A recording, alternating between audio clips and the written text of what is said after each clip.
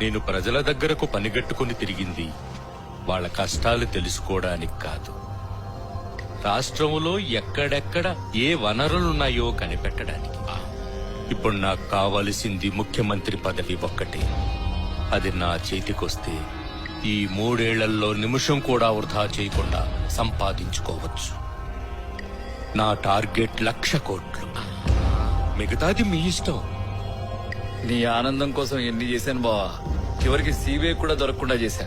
నాకు కూడా ఏదైనా చేయవా? సరేలేరా, నిన్ను కాదంటానా.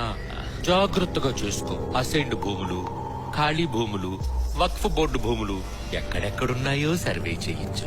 ఆ తర్వాత నీకిష్టమైన కంపెనీకి అమ్మేసుకో. గవర్నమెంట్ భూములు అమ్ముకోవడమా? రూల్స్ ఒప్పుకోవద్దు బావా. రూల్స్ ఏంట్రా? నేను సీఎం అయితే మనం ఏది చెబితే అదే రూలు. అయినా మనకు అడ్డొచ్చేవాడవుడు. మన బ్యాక్గ్రౌండ్ తెలుసు కదా. వద్దులే బావా, ఇప్పుడు ఆ బాంబుల గొడవలు ఎందుకు? ఈ రాజకీయం మహా సౌకర్యంగా ఉంది బావా. సరేనండి, మా వర్గం ఎమ్మెల్యేలంతా మీకే సపోర్ట్ చేస్తాం. కానీ నాకు 1000 ఎకరాల మైన్స్ కావాలండి. 1000 కాకుంటే 5,000 ఎకరాలు తీసుకో. ఆ?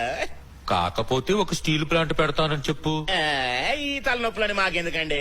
ఏదో మైన్స్ దువ్వుకుని బాగుపడదాం అనుకుంటే. ఊరికే పెడతానని చెప్పవయ్యా. ప్రతిపక్షాలు గోల చేయకుండా. ఓకే. నువ్వు పెట్టకపోయినా అడిగేదవుడు. అలాగైతే ఓకే. కానీ మనం ఇలా అడ్డగోలుగా రాష్ట్రం మీద పడి దోచుకుంటే అది బ్లాక్ మనీ అవుతుంది కదా. దాన్ని ఏం చేద్దాం? ఆ మాత్రం తెలియదేంటయ్యా? మీరు సంపాదించిన డబ్బులతో సిమెంట్ ఫ్యాక్టరీలు, పవర్ ప్రాజెక్టులు, పత్రికలు ప్రారంభించండి. వీటిలో మీ వల్ల లాభపడ్డ వాళ్ల చేత షేర్లు కొనిపించండి.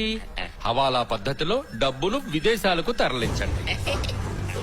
అదే డబ్బుని తిరిగి మీ కంపెనీల్లో పెట్టుబడిగా పెట్టించండి. బ్లాక్ మనీ వైట్ మనీ అవుతుంది. అబ్బబ్బబ్బబ్బబ్బబ్బబ్బబ్బ! మీ మేధస్సు అద్భుతం అండి. దేశంలోని ముఖ్యమంత్రులందరికీ మీరే ఆదర్శం.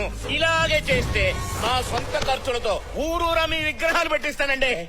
కానీ ఒకటే డౌట్ అండి, ఇదంతా చూస్తూ మీడియా ఊరుకుంటుందా అని. అందుకే మనల్ని సపోర్ట్ చేసే మీడియాను తయారు చేసుకోండి.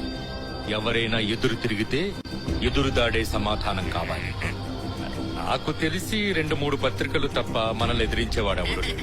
ఇదిగో బావయ్యో, దశకుడికి దొరికాడు బిస్కెత్తుముడా అని ఇలా ప్రజాసొమ్ముని ఇష్టారాజ్యంగా దోచుకుంటే ఊరుకుంటారా? హాఫ్ బాటిల్ కి 500 నోటికి ఓట్లమ్ముకునే ప్రజల గురించేనా నువ్వు చెప్పేది? మన అవినీతిని ప్రశ్నించే ఓపిక ప్రజలకు లేదయ్యా. వాళ్లకు కావలసింది గుప్పెడు చిల్లర.